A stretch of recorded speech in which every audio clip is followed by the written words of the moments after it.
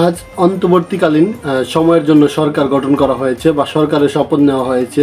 যদিও সরকার গঠনটা গতকালকে হয়েছিল, আজকে শুধু শপথ গ্রহণ করা হয়েছে। তো অন্তর্বর্তীকালীনে সময়ে যে উপদেষ্টা রয়েছে, মানে যে কয়জন উপদেষ্টা রয়েছে, তো ডক্টর ইউনূস ওনার নেতৃত্বে বাকি আরও 16 জন, 17 জন টোটাল অন্তর্বর্তী সরকার তত্ত্বাবধায়ক রয়েছে।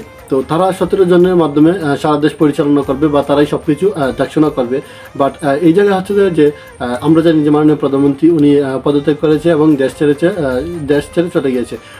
দেন দেশের অরাজকতা সৃষ্টি হয়েছে, সব কিছু মিলিয়ে মানে বিশৃঙ্খল একটা পরিস্থিতি সৃষ্টি হয়েছে। সব কিছু মিলিয়ে এখন নতুন সরকার গঠন করা হয়েছে।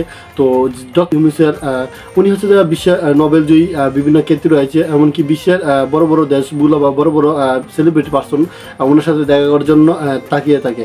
তো ইভেন্ট আমরা জানি যে সারা বিশ্বের সবচেয়ে মানে সেরা খেলোয়াড় মেসি, ওনার সাথে মেসিও দেখা করার জন্য বসে থাকে বা বার্সেলোনা মেসির জন্য উনি মানে ওনার জন্য মেসি অপেক্ষা করে।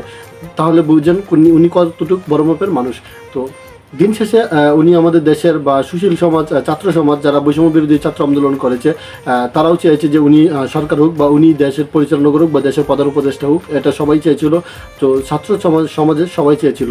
দেন এই জায়গায় হচ্ছে যে উনি হচ্ছে যে প্রধান উপদেষ্টা, বাকি আরও 16 জন রয়েছে। তার মধ্যে ছাত্র আন্দোলন মানে বৈষম্য ছাত্র বিরোধী আন্দোলনের বাকি অনেকজনের মধ্যে 2 জনকে নেওয়া হয়েছে।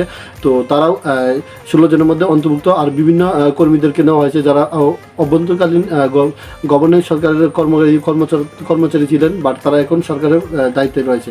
তো বিষয়টা হচ্ছে এরকম যে দেশে এখন কোনো এমপি থাকবে না, কোনো মন্ত্রী থাকবে না, আর কোনো ইউনিয়ন পরিষদের বা কোনো উপজেলা চেয়ারম্যান বা উপজেলার মেয়র এগুলো থাকবে না। তো শুধু তাদের মাধ্যমে হচ্ছে যে যারা জনগণের ভোটে নির্বাচিত, এরকম কোনো পার্সন বা এরকম কোনো ব্যক্তি বা এরকম কোনো গদি আমাদের দেশে নেই বা বর্তমান সরকার তত্ত্বাবধায়ক সরকারে এটা নেই।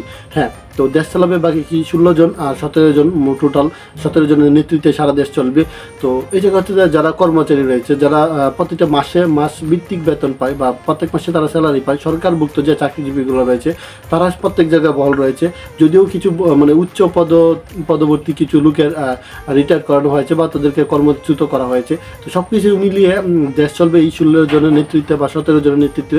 তো 17 জনের মধ্যে উপাদান রয়েছে। তো ডাক্তার ইউনূস উনি হচ্ছে প্রধান উপদেষ্টা। তো উনার নেতৃত্বে বাকি 16 জন পরিচালনা করবে সারা দেশ। তো দেশব্যাপী যত আইন শৃঙ্খলা বাহিনী আছে সব কিছু গঠন করা হবে। বা উনি আরও কথা বলেছেন যে যেগুলো অপরাধ করেছে বা স্বৈরাচার বিরোধী যারা আছে তাদেরকে আওতাধীন করা হবে বা তাদেরকে নিয়ে কঠোর শাস্তি দেওয়া হবে। তো দিন শেষে সব কিছু মিলিয়েই নতুন সরকার তত্ত্বাবধায়ক সরকার বা অভ্যন্তরীণ সরকার গঠন করা হয়েছে।